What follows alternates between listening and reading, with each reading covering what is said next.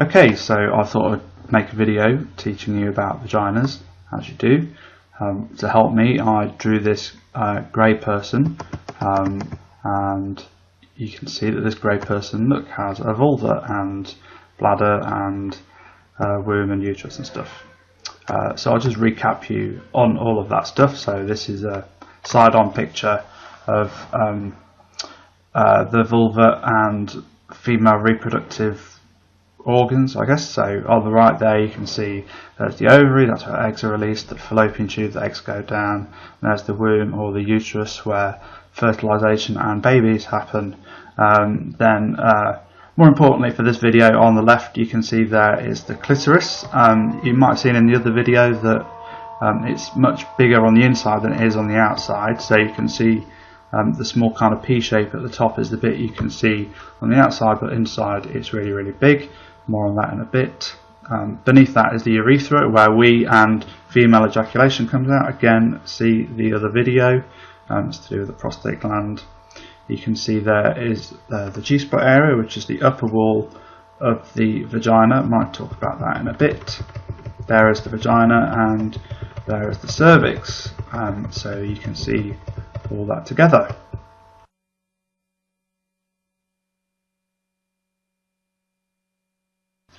The picture you can see on the right here is the picture of the vagina at rest, which is a bit of a weird term, but it's one that they use in research. It's basically a vagina that isn't turned on, and you can see here that when vaginas do get turned on, they change shape in a pretty big way.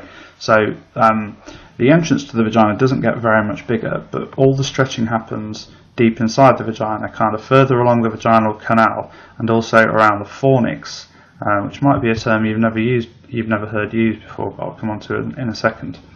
So during arousal, the clitoris gets hard. So in a similar way to how erections happen for penises, erections happen for clitorises as well. So blood rushes into the clitoris and it gets hard and it throbs and it feels great for people who have clitorises, and you can see it throbbing here. That's in my excellent animation.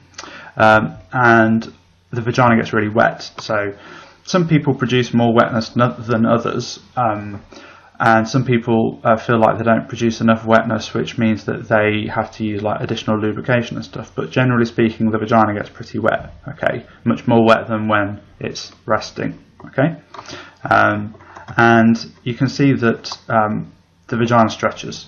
So the vagina stretches around the fornix area mostly.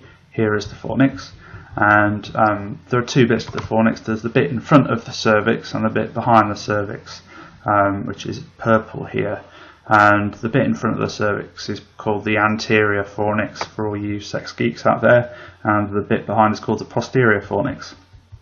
This is the bit where most of the stretching happens. Okay, so if you're going to have entry sex, if entry sex is your thing, and you like doing that with penises or fingers or sex toys, I'm using a sex toy here in this particular video, you can see that when the vagina is really, really aroused, the sex toy moves into this space called the fornix and it stretches it. Okay, so it moves either into the anterior fornix or into the posterior fornix, and depending on where the sex toy or penis or fingers go, kind of depends on the shape and the size and in what position you're in. So this is why some people like to have sex in particular positions. So being in front or behind or on top might feel more comfortable for somebody if they prefer the penis or toy or fingers to be in a particular place. You can also see here that the cervix actually gets pushed up during sex, particularly when when the toy in this case goes into the posterior fornix. So there's an awful lot of movement and stretching and stuff inside the vagina, which a lot of people don't really realise. Why am I telling you all this? Well, first of all, it's really important to understand how the vagina works, and I think it's important to understand how your body works. But also because of that, a lot of people have sex which ends up being quite painful, particularly entry sex, because they haven't understood about the fornix stretching and how that's really, really important, and how it's really important to get turned on before you have this kind of sex, because it can hurt. And it hurts because if the fornix doesn't stretch, the penis or fingers or toy.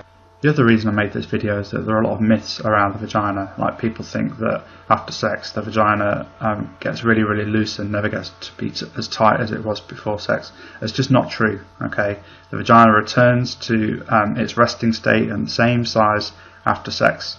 There's a lot of muscle surrounding the vagina. These are called Kegel muscles, if you want to look it up. So it goes back to its pre-aroused state afterwards.